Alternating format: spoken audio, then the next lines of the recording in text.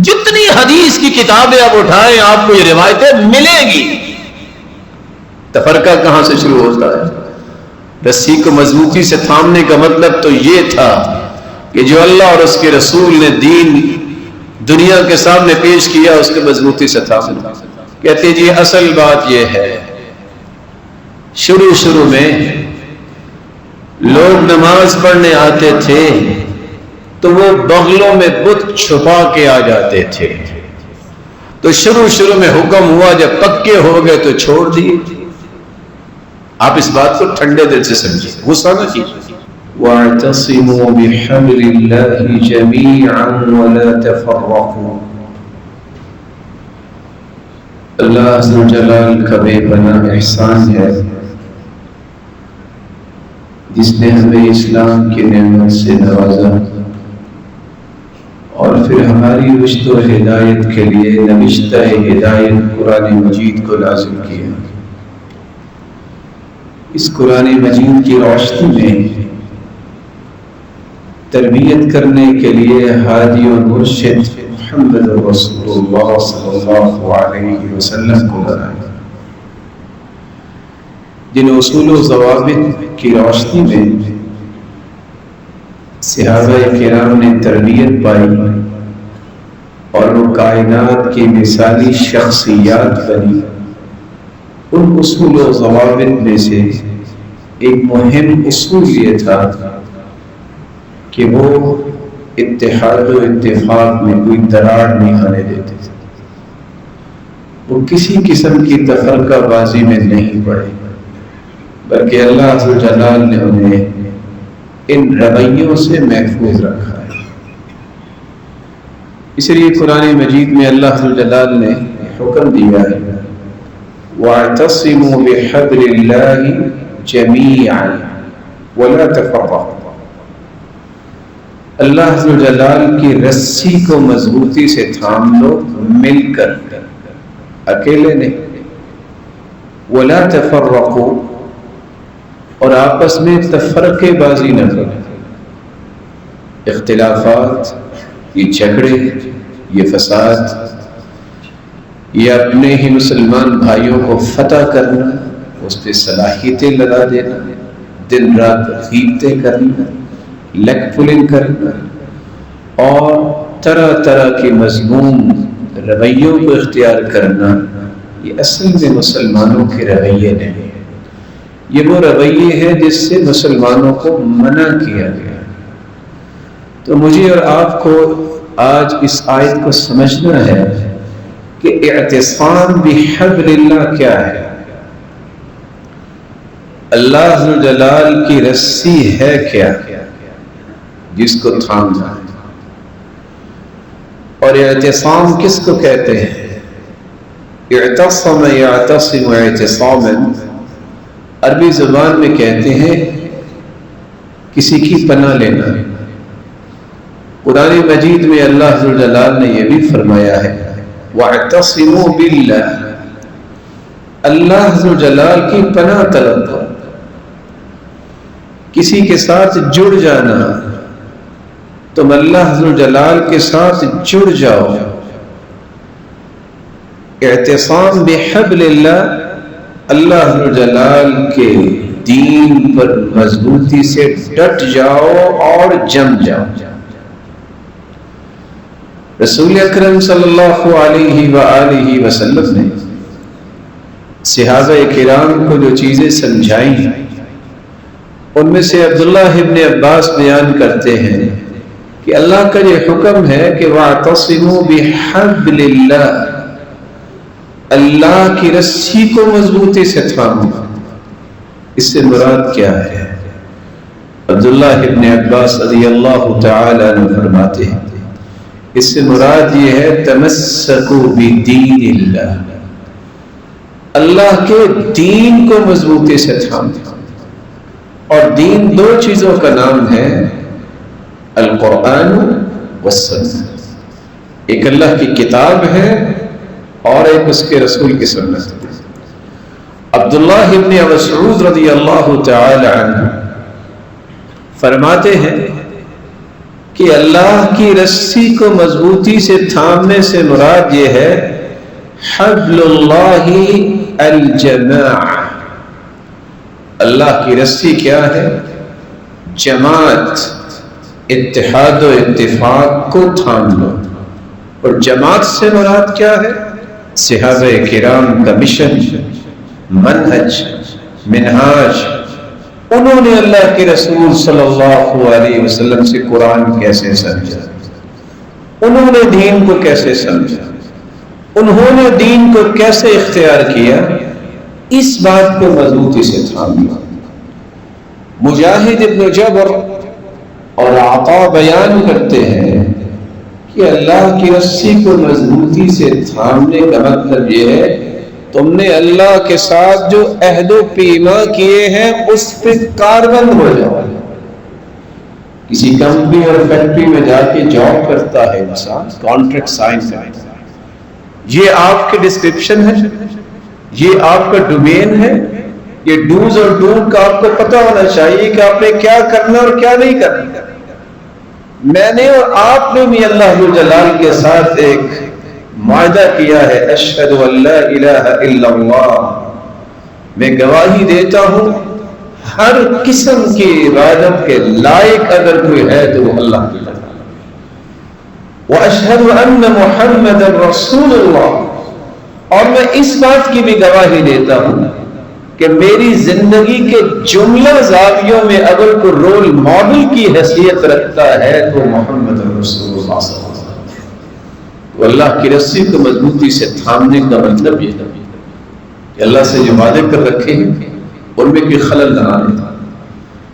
امام قتادہ بیان کرتے ہیں اور مفسرین بیان کرتے ہیں کہ اللہ کی رسی کو مضبوطی سے تھامنے سے مراد یہ ہے کہ اللہ کی کتاب کو مضبوطی سے تھام لو. سیدنا عبداللہ ابن مسعود رضی اللہ تعالی عنہ فرماتے ہیں فاعتصموا بحبل اللہ فإن حبل اللہ القرآن. اللہ کی رسی کو مضبوطی سے تھام لو اور اللہ کی رسی قرآن ہے.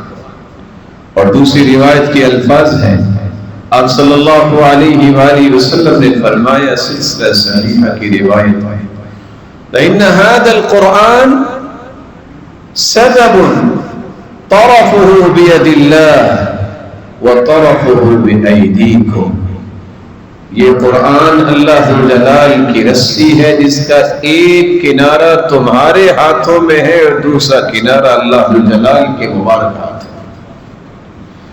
رسول اکرم صلی اللہ علیہ وآلہ وسلم نے ایک دوسری روایت میں فرمایا، ابن حبان کی روایت ہے، انی تارک فیکم کتاب اللہ، میں تم میں اللہ کی کتاب چھوڑ کے جا رہا ہوں.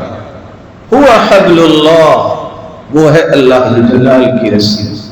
من اتبعہ کان علی الہدی، جس نے اس کتاب کی اتباع کی وہ ہدایت پر ہوگا. ومن ترکہ کان علی الضلالہ، اور جس نے اس کتاب کی تعلیمات کو ترک کر دیا سمجھ لو وہ گمراہی کی طرف چلا جائے. اللہ ذو جلال کی رسی کو تھامنے سے مراد مقاتل بیان کرتے ہیں بِأَمْرِ اللَّهِ وَطَاعَتِهِ، اللہ نے جو حکم دے دیا ہے اس پہ پابندی اختیار کرو، اس کی اطاعت میں کوئی فرق نہ آنے دو. اور ابو العالیہ الریاحی بیان کرتے ہیں کہ اللہ ذو جلال کی رسی کو مضبوطی سے تھامنے کا معنی یہ بھی ہے کہ اللہ ذو جلال کے ساتھ دل کی اتھا گہرائیوں سے خالص ہو جائے. ہر کام میں اللہ ذو جلال کی خوشنودی تلاش کرو، اسی کی رضا کو سامنے رکھو اور اس کے علاوہ کسی اور کی رضا کو کسی عمل میں شامل نہ کرو. ابن زید بیان کرتے ہیں کہ اللہ ذو جلال کی رسی سے مراد یہ بھی ہے کہ اسلام جو اللہ ذو جلال نے دستور بنا کے اتارا ہے، اس اسلام کے ساتھ مخلص ہو، اس اسلام کی تعلیمات کو اپنی زندگی کا بہترین دستور سمجھو. رسول اللہ صلی اللہ علیہ وآلہ وسلم نے جو صحابہ کرام کو بات سمجھائی ہے آج مجھے بھی سمجھ آنی چاہیے.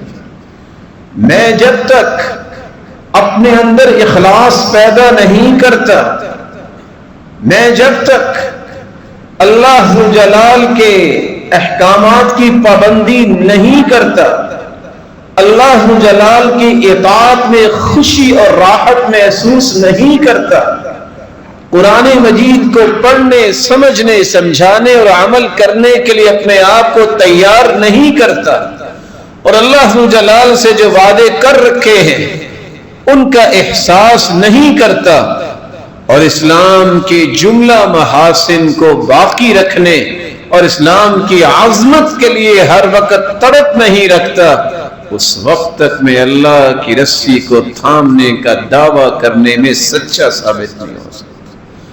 اس لیے اللہ ذو جلال نے یہاں ایک لفظ استعمال کیا ہے، وَاعْتَصِمُوا بِحَبْلِ اللَّهِ جَمِيعًا. بعض لوگ بڑے نیک بننا چاہتے ہیں اور ہوتے بھی ہیں نیک. اللہ تعالیٰ سب کو نیک بنائے. نماز بھی پڑھیں گے، تہجد بھی پڑھیں گے، نیکیاں بھی کریں گے، لیکن اجتماعی کام میں شریک نہیں ہوں. قرآن نے یہ فیصلہ دیا ہے کہ اللہ کی رسی کو اکیلے اکیلے نہیں تھامنا، مل کے تھامو. جمیعاً، منفردن نہیں ہے.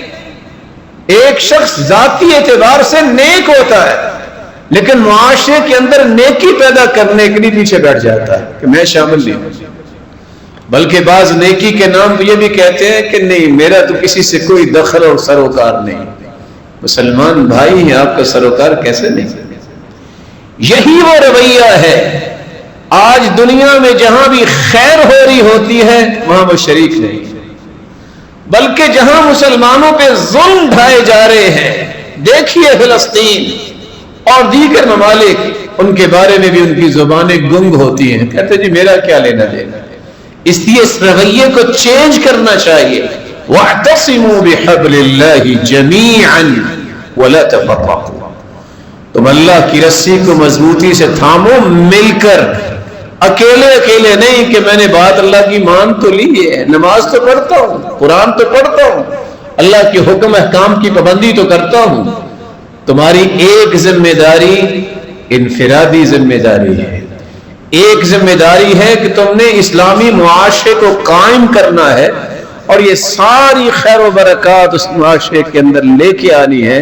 وہ جب کل اجتماعی طریقے سے نہیں ہوگی اس وقت تک تم اس میں کامیابی حاصل نہیں کر سکتے.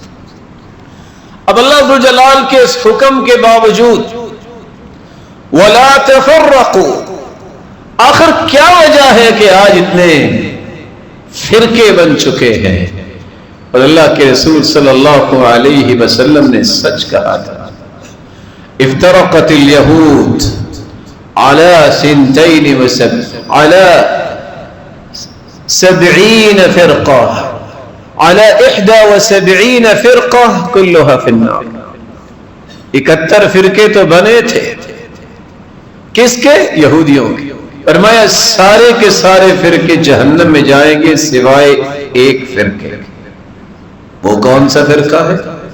جنہوں نے موسیٰ علیہ السلام کو اللہ کا سچا نبی مانا اور تورات کو اللہ جلال کی نازل کردہ کتاب سمجھا اور اس کی روشنی میں زندگی گزاری.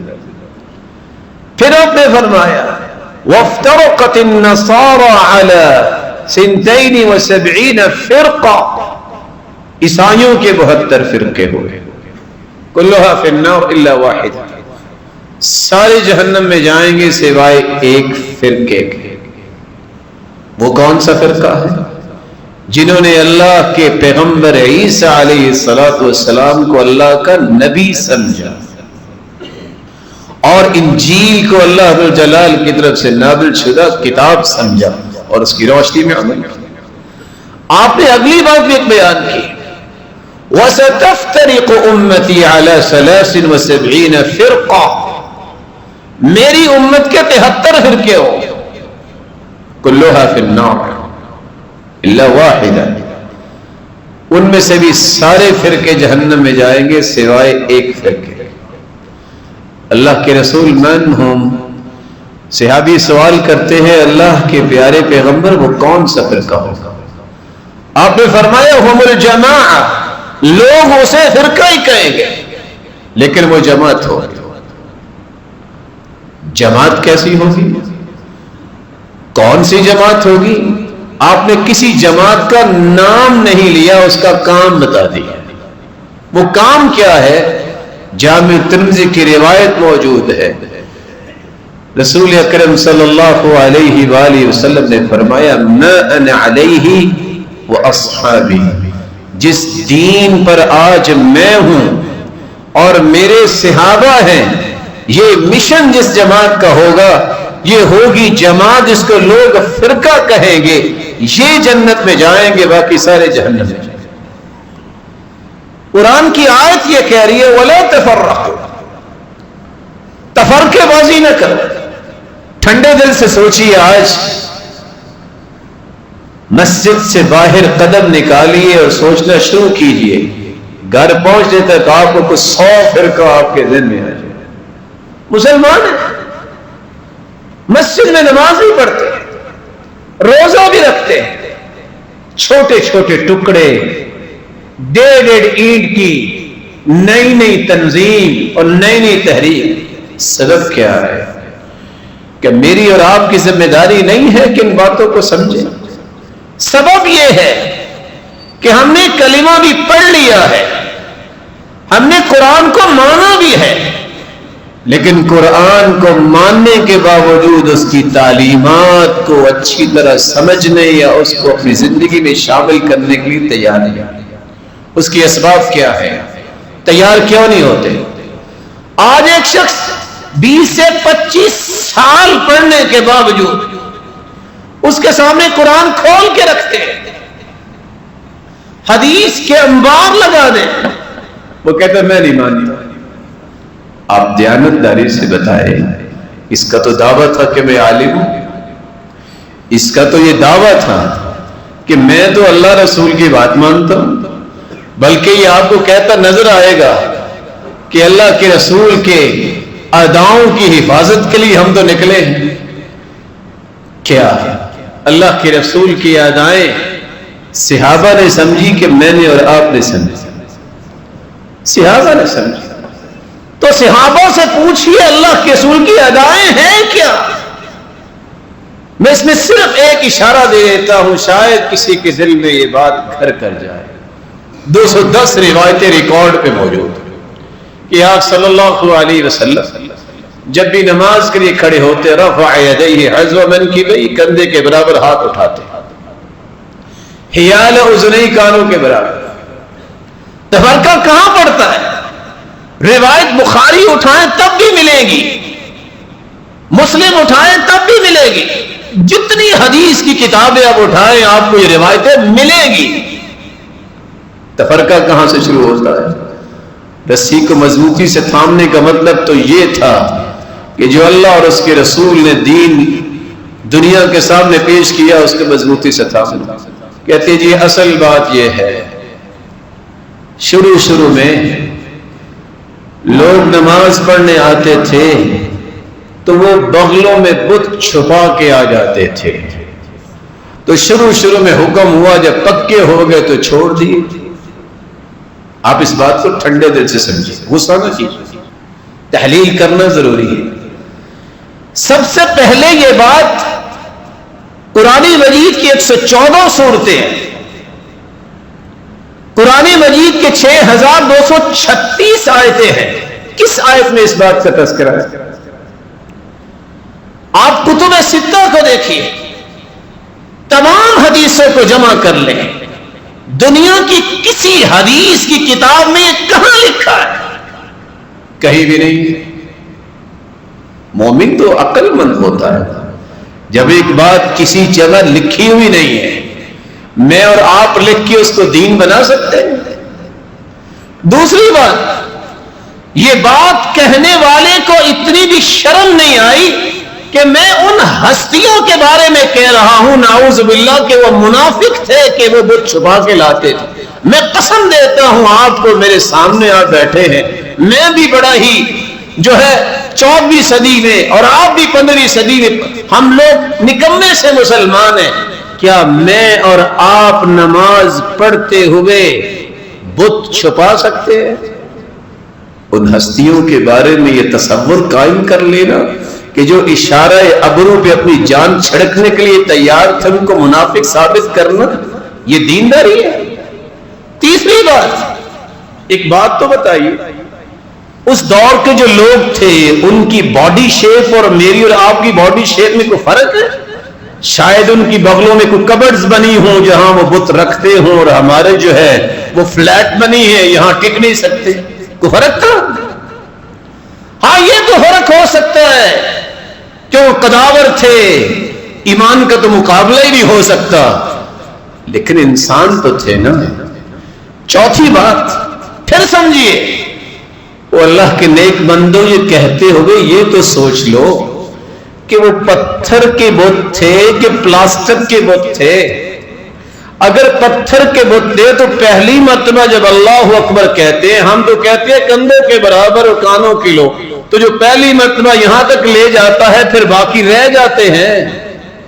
پانچویں بات، اور اگر پلاسٹک کے بت تھے تو یہ تو برا بتا دو کہ مکے میں یا مدینہ میں پلاسٹک کی فیکٹری کس نے لگائی تھی جہاں سے خرید کے بت لاتے؟ وہ اگر اس کے بھی تھے تو چھٹی بات ہی سوچ لو کہ کیا وہ ایلفی سے لگا لیتے تھے؟ یہ ساری باتیں میں نے اس لیے کرنا چاہی کہ آپ سمجھیں کتنا بڑا دجل اور دھوکہ ہے، کتنا بڑا فراڈ ہے جو امت کے ساتھ کیا جاتا ہے. کس بات کے ساتھ؟ جس کا نہ قرآن میں تذکرہ ہے نہ محمد کے فرمان میں تذکرہ ہے. اور لوگ لگے ہوئے اور مسجد میں بٹھائیں، 24 زبانوں میں حدیثوں کا ترجمہ ہو چکا ہے.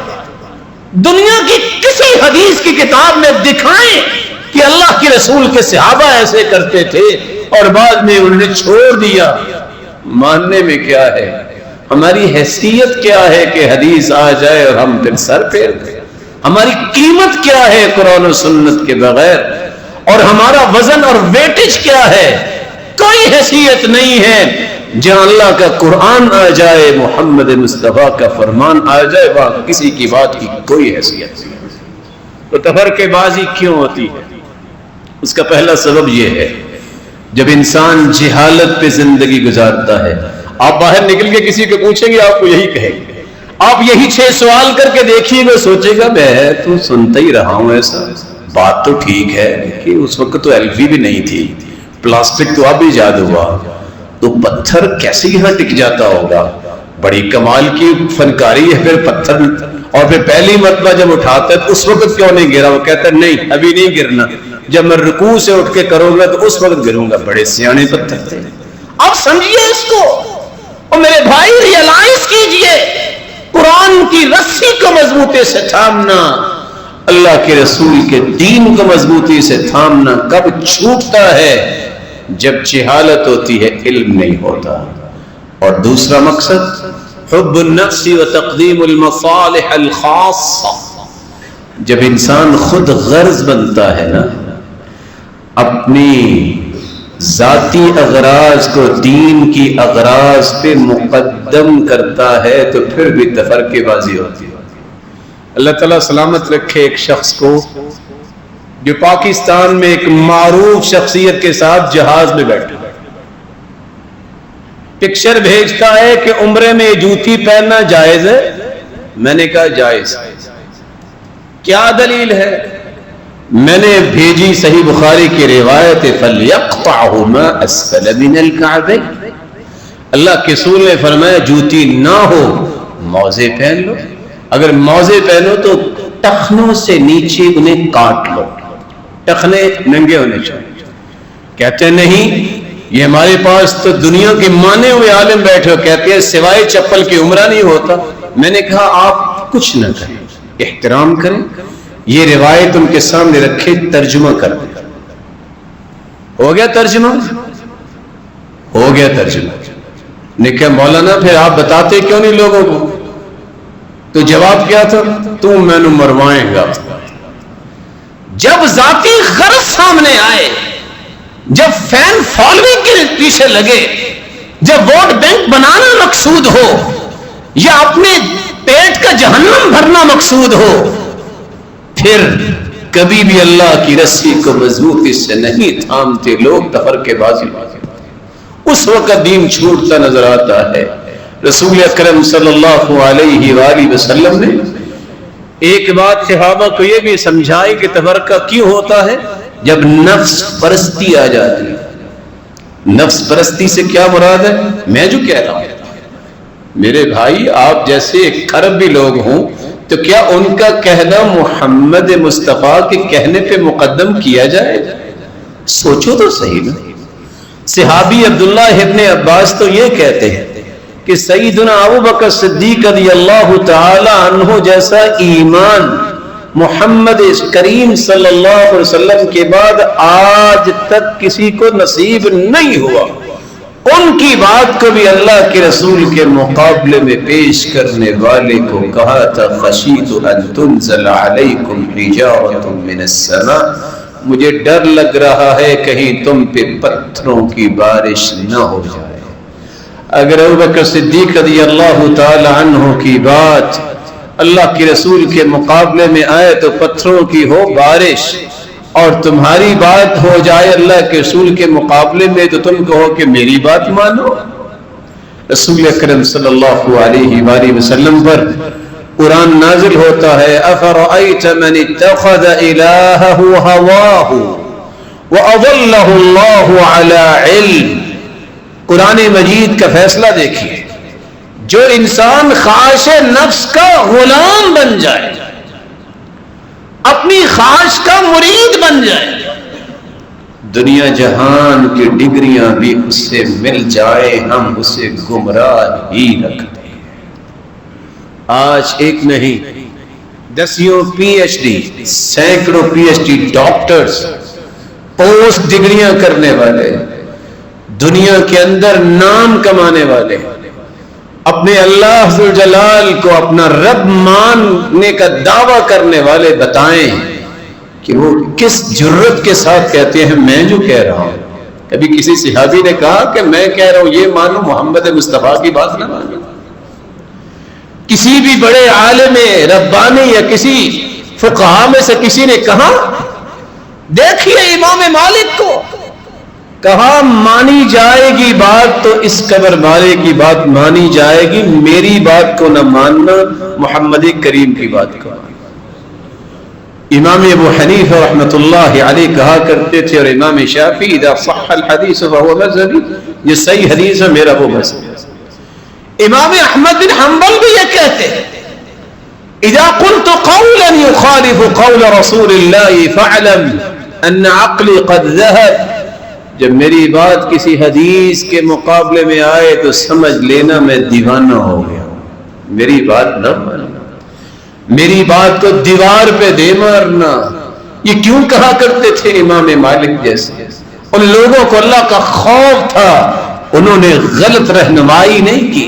یہ بعد میں آنے والوں نے کیا کیا نسبتیں کر دی اور کیا کیا کہہ دیا، اس کے ذمہ دار یہی لوگ۔ رسول اللہ صلی اللہ علیہ وآلہ وسلم نے فرمایا تھا، سیدنا علی روایت کرتے ہیں نا خوف ما اخاف علیکم اثنتین، لوگوں دو چیزوں کا مجھے بڑا خوف ہے، طول الامل واتباع الہوى، جب لمبی امیدیں آپ کو گھیر لیں گی اور آپ اپنی خواہش کے غلام بن جاؤ گے تو مجھے اس کا بڑا خوف ہے۔ کیوں خوف ہے؟ فطول الامل فینسی الآخرہ، جب تم لمبی امیدوں میں پڑو گے چلو توبہ کر ہی لیں گے تو یہ تمہیں آخرت کو بھلا دے گی۔ واتباع الہوى فیصد عن الحق، جب تم نے قرآن کو نہ مانا، اللہ کے رسول کے فرمان کو نہ مانا، خواہش کو مانا، تو پھر یہ تمہیں حق کے قریب نہیں جانے دے گی، تمہیں حق سے روک دے گی۔ اللہ کے رسول صلی اللہ علیہ وسلم نے اس لیے فرمایا، جس کو نقل کرتے ہیں ابو العالیہ الریاحی، یہ سیدنا عمر رضی اللہ تعالی عنہ کے شاگرد ہیں، ایاکم هذه الاهواء التي تلقي بين الناس العداوة والبغضاء، لوگوں خواہشات سے بچ جاؤ. جب خواہشات معاشرے میں آ جاتی ہیں تو پھر عداوتیں اور بغض اور نفرتیں پروان چڑھتی ہیں. دیانتداری سے بتائیے یہ کتنا اچھا شہر، یہ روشن چہرے بیٹھے، اور بھی کتنے ہم سے نیک یہاں لوگ رہتے ہیں. کیا آپ کہہ سکتے ہیں کسی ایک بات پہ پورا فیصلہ آباد اکٹھا ہو جائے؟ سچی بات. کیوں؟ نفرتیں کس بات کی، عداوتیں کس بات کی ہیں؟ قرآن تو ہو چکا ہے، حدیثیں تو واضح ہیں. پھر نفرتیں اور عداوتیں اور بغض، تعصب اور عصبیت اور انتقامی روش کیوں ہے؟ اسی سے تو اسلام نے منع کیا ہے. کیوں نہیں اللہ کے رسول کی یہ بات مانی جاتی جو اللہ ذوالجلال نے قرآن میں پہلے نازل کی؟ آج ایک نہیں 56 ممالک مسلمان ہونے کے باوجود یہ چند کشتیوں کی حفاظت نہیں کر پائے. کیا سبب ہے؟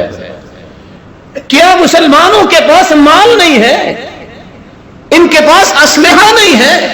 کیا نہیں ہے؟ اتحاد نہیں ہے. اللہ ذوالجلال پر وہ توکل اور یقین کمزور ہو گیا.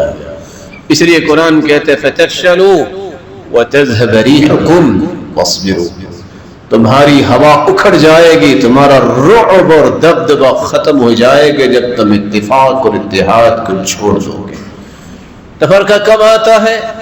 جب دنیا کی حرص آتی ہے. رسول اکرم صلی اللہ علیہ وآلہ وسلم کے صحابہ کتنے فوت ہوئے، کتنے شہید ہوئے. آپ کسی بھی مسلمان بھائی سے پوچھئے، غصہ نہ کیجیے، پیار سے پوچھئے. اللہ کے رسول صلی اللہ علیہ وسلم نے جتنے صحابہ فوت ہوئے جنازہ پڑھائے، صحابہ نے دعائیں کی. کیا کسی نے 30 دن اکٹھے ہو کے 7ویں 10ویں 40 دن اکٹھے ہو کے یہ سارا کچھ کیا جو آپ کر رہے ہیں؟ دیانتداری سے، بغیر ناراضگی کے. تفرقہ کہاں سے آیا؟ ہماری ان عادتوں اور رویوں سے. دین بالکل واضح ہے. جب دنیا کی حرص آتی ہے تو پھر تفرقے بنتے ہیں. دنیا کی حرص نہ ہو تو انسان ایمان پہ سیدھا چلتا ہے. شیطان کے وسوسے کے پیچھے لگنے سے انسان تفرقے بازی میں جاتا ہے. ان الشیطان لکم عدو فاتخذوه عدوا. شیطان تمہارا دشمن ہے، اس کو دشمن ہی سمجھو. کیسے آج شیطان کا وسوسہ کام کرتا ہے؟ یہاں بیٹھے کو 200 لوگ اکٹھے کھانا کھائیں گے، ملیں گے. شیطان داؤ کہاں لگائے گا؟ ایک شخص کے دل میں آئے گا یہ فلاں بندہ نا کوئی ٹھیک نہیں لگتا، آج مجھے صحیح ملا نہیں. دوسرا پاس بیٹھا کیا کرے گا؟ مجھے بھی ایسے ہی لگا ہے، مجھے بھی ایسے ہی لگا. تیسرا کہے گا اور تمہیں کیا پتا ہے یہ تیرے بارے میں کیا کہتا ہے. اب یہ تینوں شیطان کا اعلی کار بن گئے. بات اللہ کے رسول نے سمجھائی تھی. روایت کے الفاظ سے صحیح مسلم کی 2812، اور میں کہوں گا زندگی میں ایک مرتبہ ضرور پڑھے.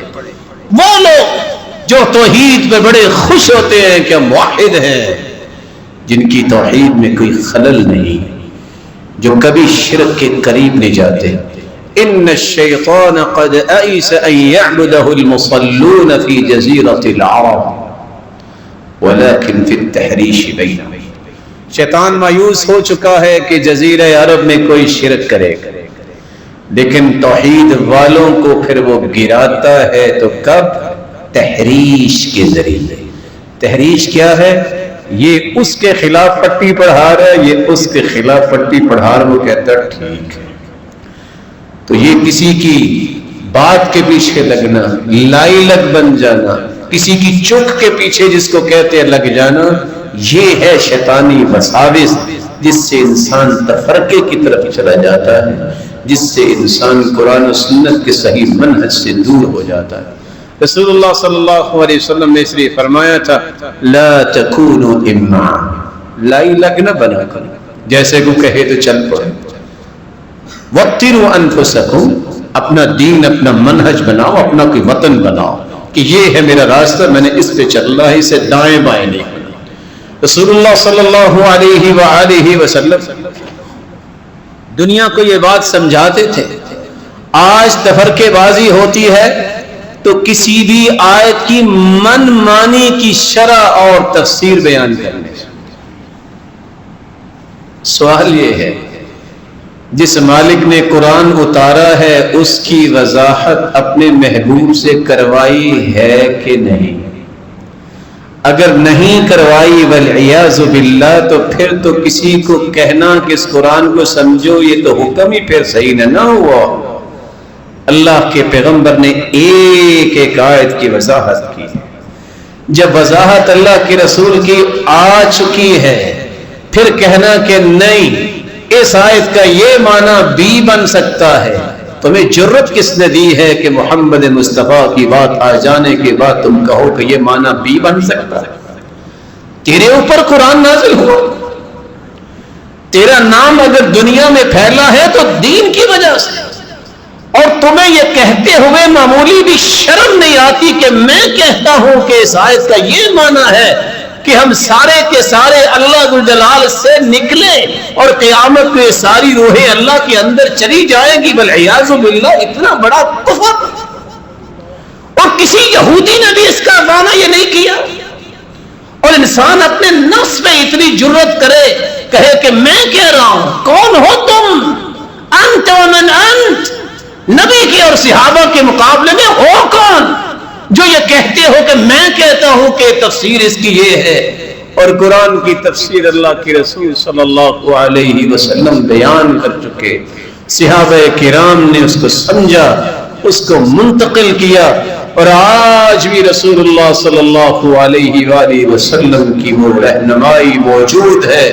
کسی کو چاہیے تو تفسیر طبری پڑھے، تفسیر ابن کثیر پڑھے، آپ کو ایک ایک بات کھل کے نظر آئے گی۔ اس آیت کے بارے میں کیا فرمایا؟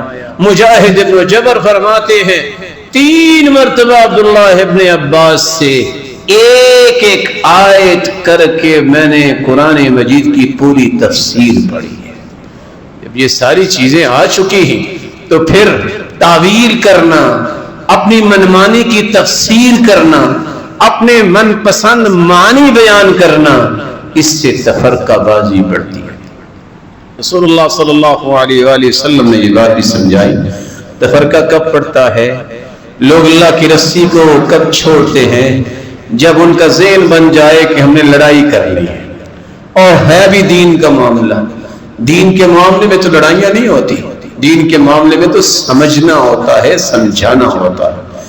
اس لیے امام شافعی کہا کرتے تھے المراء فی العلم یقسی القلوب ویورث الضغائن، جب آپ علم کے معاملے میں جھگڑا کریں گے تو دل سخت کر دے گا۔ یہ جھگڑا تمہارے دلوں میں بہت ساری نفرتیں پیدا کر دے گا۔ صرف ایک دوسرے کو فتح کرنے کے لیے 10 گھنٹے لگائے جاتے ہیں۔ کاش کسی کو راہ راست پہ لانے کے لیے کوئی 8 گھنٹہ بھی خرچ کر لو، یہ 10 گھنٹوں سے افضل۔ مقصود صرف یہ ہو یہ حق کی طرف آ جائے، تو پھر 10 کی بجائے 20 گھنٹے بھی لگا لو۔ اور اس لیے امام اوزاعی کہا کرتے تھے اذا اراد اللہ بعبد خیرا، اللہ جب کسی کو پسند کر لیتے ہیں فتح علیہ باب العمل واغلق عنہ باب الجدل، اللہ جب اپنے کسی بندے کو پسند کرتے ہیں تو عمل کے دروازے اس کے سامنے کھول دیتے ہیں اور ساری لڑائیوں کے دروازے بند کر دیتے ہیں۔ وَإِذَا أَرَادَ اللَّهُ بِعَبْدِهِ الشَّرَّ، اللہ جب کسی کو پسند نہیں کرتے فتح علیہ باب الجدل، اس کے سامنے لڑائیوں کے دروازے کھول دیتے ہیں، وَأَغْلَقَ عَنْهُ بَابَ الْعَمَلِ، اور عمل کے دروازے بند کر دیتے ہیں۔ میں اور آپ بھی سوچیں کہ آج ہمارے سامنے لڑائیوں کے دروازے زیادہ ہیں کہ عمل کے دروازے۔ ہمیں داخل ہونا ہے تو کن دروازے سے؟ ہمیں عمل کی طرف جانا ہے اگر تفرقے بازی سے بچنا ہے۔ جاہلی تعصب یہ بھی ایک سبب ہے تفرقے بازی کا۔ جاہلی تعصب سے کیا مراد؟ اسلام سے پہلے لوگ خاندانی تعصب رکھتے تھے۔ آج سچے دل سے اپنے آپ سے پوچھئے، یہ پنجابی، سندھی اور سرائکی کا تعصب، یہ صوبائی تعصب، یہ لسانی تعصب، یہ تحریکی تعصب، یہ تنظیمی، پہلی سب میں بیٹھنے والا، اس کو اتنی حیا نہیں آتی، تیسری سب میں جو بیٹھا ہے اس کے بارے میں اس کا خیال کیا، یہ مرے یا اس کو مار دو تو اچھا ہے۔ یہ انسانیت ہے، یہ ایمان ہے، اللہ کے گھر میں آنے والا ہے، تیرا مسلمان بھائی ہے، اس کے ساتھ تمہیں اللہ نے مضبوط کرنا ہے، اور تیرے ذریعے اس کو، المؤمن للمؤمن کالبنیان یشد بعضہ بعضا، مومن تو مومن کے لیے ایک دیوار ہے، ہر عید ایک دوسرے سے مل کے دیوار کو مضبوط بناتی ہے۔ یہ عصبیت چھوڑیے، فلاں کی تنظیم، فلاں کی تحریک، فلاں صوبہ، فلاں شہر، فلاں خاندان، یہ باتیں مومنوں کی کرنے والی نہیں ہیں۔ صحیح بخاری کی روایت سن لیجئے 3518، دو لوگوں کا جھگڑا ہوا، جھگڑا تو دو لوگوں کا ہوا، ایک بول کے کہتا ہے یا للانصار، او انصار کے لوگوں مجھ پہ حملہ ہو گیا، دوسرے نے کہا یا للمہاجرین، او مہاجرین کی جماعت میری لڑائی ہوگی۔ اللہ کے رسول نے فرمایا دعوها فإنها منتنة، یہ بدبودار آواز ہے، اس کو چھوڑ دو، یہ خاندانی عصبیت کو چھوڑو۔ آپ صلی اللہ علیہ وسلم نے فرمایا تھا کل امر من امور الجاہلیہ موضوع تحت قدمی، جاہلیت کی ساری عادات آج میں نے اپنے پاؤں تلے روند کے رکھ دی۔ آج یہی عصبیت باقی، آج لاکھوں کے حساب سے خاندان بیٹھے ہیں کہ میں چونکہ سید ہوں، سید کے گھر شادی کروں۔ جن بتوں کو اللہ کے رسول نے توڑا ان کو آج دوبارہ سے تعمیر کرنے والے لوگ موجود ہیں۔ میں چونکہ مغل راجپوت ہوں، میں دوسرے خاندان میں نہیں کر سکتا۔ عبد الرحمن ابن عوف تو قریشی تھے، قریش سے بڑھ کے تو کوئی خاندان ہے ہی نہیں، کیونکہ اللہ کے رسول قریش میں سے تھے۔ انہوں نے اپنی بہن کا نکاح سیدنا بلال سے کیا جو کہ غلام تھے۔ کہتے آج میرے لیے فخر ہے کہ میں اپنی بہن کا نکاح سیدنا بلال سے کر رہا ہوں۔ کہاں گیا یہ بت؟ کہاں گئی یہ سوچ؟ کہاں گیا یہ رویہ جس کی وجہ سے ظلم ہو رہے ہیں؟ اور میں یہ پہلے بھی بیان کر چکا ہوں، 40 سال عمر بیٹے اور بیٹی کی کر لیتے ہیں، شادی نہیں کرتے، صرف اس عصبیت کی وجہ سے۔ ریاض کے اندر ایک شیخ بیان کر رہے تھے کہ جب ایک بیٹی بیمار ہو گئی، آخری سانس میں اس نے کہا میرے باپ کو بلاؤ۔ قصہ مختصر بلایا، کہا ابا جان ایک دعا کرنے لگی ہوں، آمین کہو، پہلے آمین کہو پھر دعا کرو۔ باپ کو غم بھی تھا کہ بیٹی دنیا سے جا رہی ہے، اس نے باپ کی گردن پہ ہاتھ رکھ کے کہا حرمک اللہ من الجنہ کما حرمتنی من السواک، آمین کہلوا چکی تھی کہ اللہ تجھے اسی طرح جنت سے محروم کرے جس طرح تو نے اپنی اس عصبیت کی وجہ سے مجھے شادی سے محروم رکھا۔ عصبیت، تعصب، یہ وہ بیماری ہے جس سے تفرقہ بازی نہیں، دنیا کے بہت سارے مسائل خراب ہوتے ہیں۔ یہودیوں اور عیسائیوں کی نقالی کرنے سے بھی تفرقہ بازی آتی ہے۔ اب اللہ کے رسول صلی اللہ علیہ وآلہ وسلم نے فرما دیا کہ انسان کی ناک سے لے کے گھٹنوں تک یہ پردہ ہے مرد کا۔ آپ نے یہ فرما دیا لا تنظر الى فخذ حی ولا میت، کسی زندہ اور مردہ کی ران پہ بھی نظر نہ ڈالو۔ اللہ کے رسول نے فرما دیا المرأۃ عورہ، عورت ساری کی ساری پردے کرنے کا۔ جب کافروں کی نقالی ہوتی ہے نہ مرد کے اندر حیا رہی نہ عورتوں کے اندر حیا رہی۔ اور حدیث کہتی ہے ایک وقت آئے گا لوگ چراغوں پہ سوار ہوں گے، چراغوں پہ سوار ہوں گے جو کجاوے نما ہوں گے، کجاوے نما ہوں گے۔ آج گاڑیوں کو دیکھیے، جس طرح اونٹ پہ کجاوا ہوتا ہے ٹیک لگا کے بیٹھتے، گاڑیوں میں ایسے بیٹھتے۔ چراغوں سے جب آپ چابی کو گھماتے ہیں، محرک جو انجن میں وہ ایک پش ہوتا ہے، انجن سٹارٹ ہوتا ہے۔ قرآن نے اس وقت ہی کہہ دیا تھا وَيَخْلُقُ مَا لَا تَعْلَمُونَ، اللہ ایسی چیزیں بھی بنائیں گے جو تمہارے علم نہیں۔ ساتھ حدیث کیا ہے، مسجدوں کے دروازوں پہ لوگ آئیں گے، ان کے ساتھ عورتیں ہوں گی، جن کے سروں پہ بختی اونٹ کی کوہان کی طرح جوڑے بنے ہوں. اگلے الفاظ کا میں ترجمہ کیا کروں؟ فرمایا العنوہن فإنہن ملعونات. ایسی عورتوں پہ لعنت بھیجنا یہ ملعون عورتیں. یہی وہ سبب تھا جو بنی اسرائیل پہ عذاب کا سبب بنا. حین اتخذت نساؤہم قصة من شعر. بنی اسرائیل پہ عذاب آیا جسم کی نمائش کی وجہ سے، جب انہوں نے یہ جوڑے بنائے. اور دوسری روایت میں آتا ہے فقدت امت من بنی اسرائیل. بنی اسرائیل کی ایک پوری امت گم ہو گئی. آپ صلی اللہ علیہ وسلم نے فرمایا گم کیسے ہوئی؟ آپ کے سامنے سے چوہیا گزری. فرمایا اللہ نے اسے چوہا بنا دیا. پھر آپ نے دلیل پیش کی. چوہیا کے سامنے اگر بکری کا دودھ آ جائے وہ پی لے گی، لیکن اونٹنی کا دودھ ہو تو منہ نہیں لگائے گی. الا ما حرم اسرائیل علی نفسہ. کیونکہ یعقوب علیہ السلام نے اپنے اوپر اونٹ کا گوشت جو ہے اور دودھ کو حرام کر لیا تھا. آج کافروں کی نقالی کی وجہ سے تفرقے بازیاں.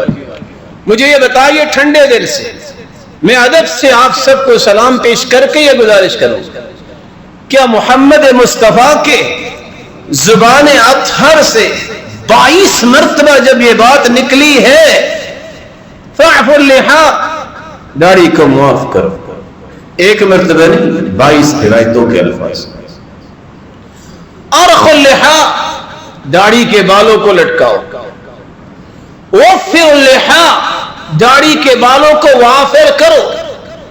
کان کثیر الشعر اللحیہ، آپ کی داڑھی مبارک کے زیادہ بال تھے. کان عظیم اللحیہ، آپ کی بڑی داڑھی تھی. کان ضخم اللحیہ، آپ کی بھاری داڑھی تھی. اور آپ کی داڑھی کے بال جو ہے اس حصے کو ڈھانپتے تھے.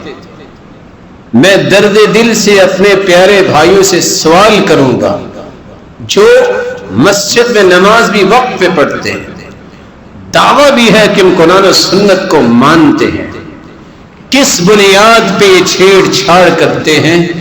کیوں اس راستے کو چھوڑ کے دوسرے راستے پہ جاتے ہیں؟ کیوں بھلا؟ اس لیے لوگ کہتے ہیں یہ بھی اچھی لگتی ہے.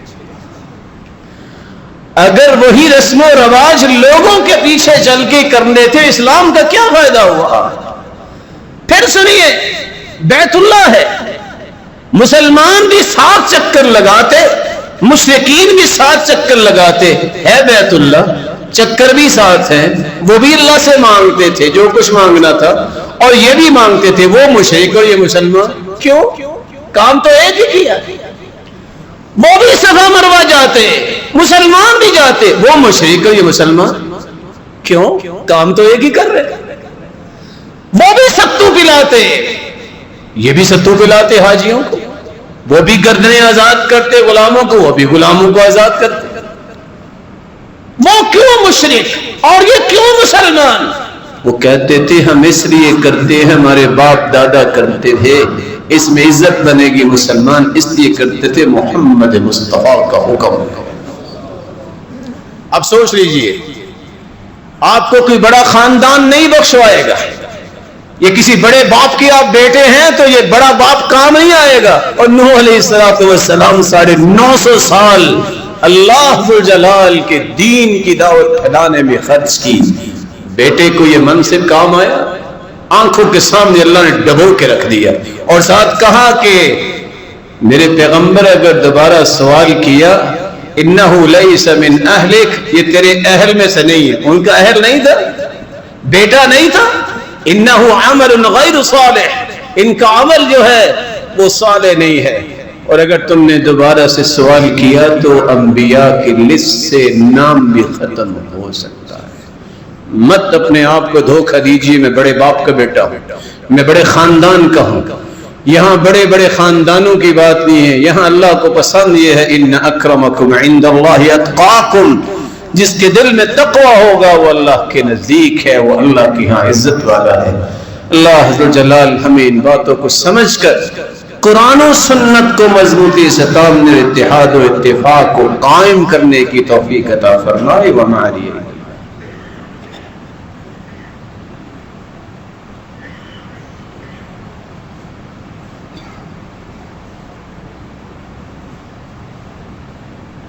الحمد للہ علی احسانہ والشکر له علی توفیقہ وامتنانہ اما بعد۔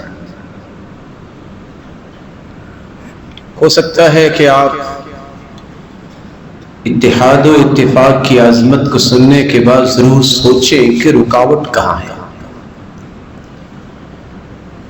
رکاوٹیں صرف 3 ہیں، اگر آپ اپنے دل سے نکال لیں تو آپ ہمیشہ اتفاق کو پسند کریں۔ پہلی رکاوٹ، جب بھی کوئی 4 لفظ پڑھ جاتا ہے، یہ کسی بھی بڑے خاندان کا بچہ ہوتا ہے، اس کے اندر جو خود پسندی ہوتی ہے یہ حق سے اسے دور کر دیتا ہے۔ حدیث میں یہی الفاظ ہیں، اللہ کے رسول صلی اللہ علیہ وسلم نے فرمایا لو لم تکونوا تذنبون، اگر تم کوئی بھی گناہ نہ کرو، کوئی بھی تمہارے اندر گناہ نہیں، پاک صاف، لخفت علیکم ما ہوا اکبر من ذلک، تو مجھے خوف یہ ہے کہ تم ایک ایسا بڑا گناہ کر لو جو کوئی گناہ نہ بھی ہو تو بہت بڑا گناہ۔ اللہ کے رسول وہ کون سی چیز ہے؟ فرمایا العجب، وہ ہے عجب، میرے جیسا کوئی نہیں۔ صحابہ کرام کی ایک جماعت تھی، تابعین کی، آج کتنی جماعتیں؟ سبب کیا بلا؟ میں کم ہوں؟ آپ کو پتا میری شان کیا ہے؟ بس یہ الفاظ، جب تک میں یہ ختم نہیں کروں گا میں کبھی مسلمانوں کے لیے نفع مند نہیں ہو سکتا۔ صحیح بخاری اٹھائیے، سیدنا ابو ہریرہ رضی اللہ تعالیٰ عنہ فرماتے ہیں لولا الجہاد وبر الوالدین لتمنیت ان اموت وانا مملوک، اگر جہاد نہ ہوتا، والدین کی خدمت نہ ہوتی، تو میں تمنا کرتا کہ یا اللہ میں اس حالت میں فوت ہوں کہ میں غلام ہوں، کیونکہ غلامی میں ماننا پڑتا ہے، مالک کی بات ماننی پڑتی ہے۔ اللہ کی غلامی سے پیاری غلامی کیا ہو سکتی ہے؟ جب تک خود پسندی، خود غرضی معاشرے میں جو شامل ہے یہ دور نہیں ہوگی، یہ طمع اور لالچ اور حرص جو کرسی کی ہے، یہ جو ناموری اور فیم کی شہرت کی جو یہ حرص ہے، جب تک یہ ختم نہیں ہوگی اتحاد نہیں ہوگا۔ آپ منت کر لیں جا کے، پورا قرآن سنا لیں، نہیں مانے، جواب کیا ہوگا؟ میں کم ہوں۔ اللہ کے رسول صلی اللہ علیہ وسلم اپنے ران مبارک پہ سیدنا حسن کو بٹھا کے کہتے ہیں ان ابنی ھذا سید، یہ ہے میرا بیٹا سردار، اللہ اس کے ذریعے 2 مسلمان جماعتوں کے درمیان صلح کروائے گا۔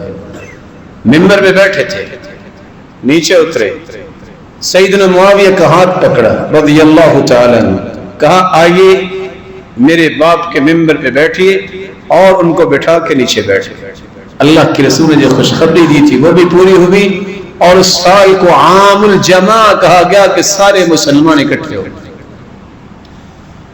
آپ 100 جتن کر لیں، آپ کی بات نہیں مانیں گے، اور جب تک نہیں مانیں گے اس اپنے چھوٹے بھائی کی بات یاد رکھیے گا، قوت حاصل نہیں کر پائیں گے۔ یہ اللہ اور اس کے رسول کے فیصلے ہیں۔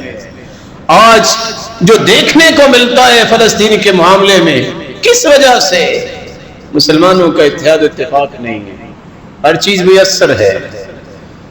اگر کسی کے ذہن میں یہ ایک اشکال ہے کہ ہمارے پاس طاقت نہیں، تو اسے توبہ کرنی چاہیے۔ ہمارے پاس وہ طاقت ہے جو کسی کافر کے پاس ہے ہی نہیں، وہ ہے اللہ پر ایمان۔ کسی کے ذہن میں یہ اشکال ہے کہ ان کے پاس بڑی ایسی ٹیکنالوجی ہے کہ تم سوچ نہیں سکتے، اسے توبہ کرنی چاہیے۔ کیسرو کسرا کے پاس وہ ٹیکنالوجی تھی، 8 مرتبہ امریکہ کو ملٹی پلائی کرے تو روم کی طاقت بنتی ہے، اور صحابہ کرام نے مار مار کے ان کو پائے حقارت سے ان کے ٹکڑے کر دیے، اور کتنے لوگ جو ان کا چہرہ نہیں دیکھ سکے تاریخ کا حصہ بن گئے۔ ان بیچاروں کو پھر پتہ ہی نہیں ہے کہ طاقت ہوتی کیا ہے۔ کتنے لوگ تھے جنگ بدر میں، وہ ناچتے ہی آئے تھے نا، کہاں گئے؟ وہ سرغنہ جو کفر کا تھا ابو جہل، اس کا تو کچھ چہرہ بھی نہیں دیکھ سکا، اس کو مار مار کے قلیب بدر میں پھینک دیا، اور کوئی اس کو چھڑانے نہیں آیا۔ اللہ سے توبہ کریں جو کسی اللہ سے بڑھ کے کسی کی طاقت کو سمجھتے ہو۔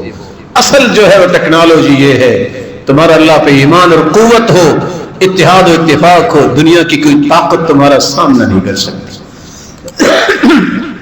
اور قرآن نے اس کا فیصلہ سنایا ہے، لا يقاتلونکم جمیعا، لا يقاتلونکم جمیعا، سارے بھی کافر مل جائیں نا تمہارا مقابلہ نہیں کر سکتے۔ اس آیت کو پڑھیے ذرا، سورۃ الحشر، الا فی قری محصنہ، قلعوں میں چھپ کے تم سے لڑائی کریں گے۔ کیوں؟ کافر بزدل ہوتا ہے۔ او من وراء جدور، یا دیواریں بنائیں گے۔ دیواریں کون سی؟ یہ سیمنٹ کی نہیں، آج دیواریں دیکھا عراق میں دیوار کون سی بنی؟ ان کی چیلے چمانٹے ہی سامنے دیوار بنے۔ افغانستان میں کون دیوار بنا؟ اب بھی کون دیوار بنے گا؟ یہ دیواروں کے پیچھے کھڑے ہو کے ہی لڑ سکتے ہیں، تمہارا سامنا نہیں کر سکتے۔ یہ قرآن کا فیصلہ ہے۔ یا تم مومن نہیں ہو، پھر یہ قرآن کا فیصلہ تو سچا ہے، اس میں کسی کا ایمان نہیں۔ یہ کیسے ہو سکتا ہے کہ اللہ ذو الجلال اس کے فیصلہ آ جائے اور اس میں کوئی خلل کوئی نقص ہو؟ یہ نہیں ہو سکتا۔ میری اور آپ کی باتوں میں نقص ہو سکتا ہے، میرے رب کی کلام میں کوئی نقص نہیں ہے۔ دوسری وجہ رکاوٹ جو اتحاد و اتفاق کا سبب نہیں بننے دیتی وہ ہے تکبر۔ جب انسان اپنے آپ کو بڑا سمجھتا ہے پھر وہ کسی کی بات کو مانتا نہیں۔ لوگ سمجھتے ہیں کہ شاید تکبر یہ ہے کسی کی گاڑی بڑی ہے، کسی کا گھر بڑا ہے، کسی کا لباس اچھا ہے۔ اللہ کے رسول نے فرمایا کہ جس کے دل میں رائی کے برابر بھی تکبر ہوگا وہ جنت میں نہیں جائے گا۔ صحابی کہتے ہیں اللہ کے رسول ہر بندہ ہی چاہتا ہے اس کا لباس اچھا ہو، جوتا اچھا ہو۔ فرمایا اچھا لباس پہننا، اچھا جوتا پہننا تکبر نہیں ہے۔ ان اللہ جمیل یحب الجمال، اللہ بھی جمیل ہے اور جمال کو پسند کرتے ہیں۔ تکبر یہ ہے بطر الحق، حق بات کو ٹھکرا دینا، وغمط الناس، اور لوگوں کو اپنے سے حقیر سمجھنا، یہ تکبر۔ جب تک میں اور آپ تکبر کے اس رویے کو نہیں چھوڑتے کبھی اتحاد و اتفاق کے حامی نہیں بن سکتے۔ تیسرا سبب فطرے بازی اور دنیا کی غرض، خود غرضی جب تک نہیں ختم ہوگی اتحاد نہیں ہوگی۔ آپ صلی اللہ علیہ وسلم نے فرمایا، صحیح مسلم کی روایت، لوگوں جلدی کر لو، نیکیاں کر لو، فتنے آئیں گے اور ایسا ہوگا یصبح الرجل مؤمنا ویمسی کافرا، صبح بندہ ایک مسلمان ہوگا، شام کو پتہ چلے گا کافر ہو گئے۔ او یمسی مؤمنا ویصبح کافرا، شام کو ایک شخص کا پتہ ہوگا یہ مسلمان ہے، صبح کو کافر ہو جائے گا۔ اللہ کے رسول سبب یبیع دینہ بعرض من الدنیا، صحیح مسلم 465، اپنے دین کو چند ٹکوں کے بدلے بیچ دے گا۔ جب تک یہ رویے ختم نہیں ہوتے اس وقت تک مسلمانوں کا اتحاد نہیں ہوتا۔ میری اللہ ذو الجلال سے دعا ہے کہ اللہ ذو الجلال تفرقے بازی سے بچائے۔ کیسے بچیں گے؟ قرآن و سنت کی طرف رجوع کرنے سے، کتاب و سنت کو تھامنے سے، رسول اللہ صلی اللہ علیہ وسلم اور صحابہ کرام کے مشن کو اختیار کرنے سے، نیکی کا حکم کرنے اور برائی سے منع کرنے سے، اور اللہ ذو الجلال کے ان وعدوں کو سچا سمجھ کر یقین کے ساتھ، توکل کے ساتھ جو حکم ہے اس کو شرع صدر سے خوشی سے اختیار کرنے سے یہ چیزیں حاصل ہو سکتی ہے۔ مولا کریم جتنے یہ روشن چہرے بیٹھے ہیں سب کو اتحاد و اتفاق کی نعمت سے نوازتے ہیں۔ مولا کریم ان سب کی کمیوں کوتاہیوں کو دور فرما۔ اے اللہ یہ تیرے گھر میں آئے ہیں، اللہ ان کو جنت میں بھی جمع فرما، ان کو ان کے والدین اور اولادوں کو بھی جمع فرما، اپنے محبوب کی رفاقت نصیب فرما اور اپنے دیدار کا مستحق بنا۔ اے اللہ ان مظلوم اور مقہور مسلمانوں کی مدد فرما، اور مسلمانوں کو بھی یہ توفیق دے کہ اپنے مال اور اپنی قوت کے ساتھ ان کی مدد کرنے والے ہوں، یہ بزدلی دور فرما۔ مولا کریم جو اس وقت مسلمان سخت تکلیف میں ہیں، دنیا کے کسی خطے میں ان کی مدد فرما، ان پہ خصوصی رحمتوں کا نزول فرما۔ ہماری بدعمالیوں اور سستیوں کو سامنے نہیں، اللہ کی رحمت وسیع ہے، ان کی مدد فرما اور ہم سب کی بھی اصلاح فرما، صراط مستقیم پر چلنے والے بنا۔ وآخر دعوانا الحمد للہ۔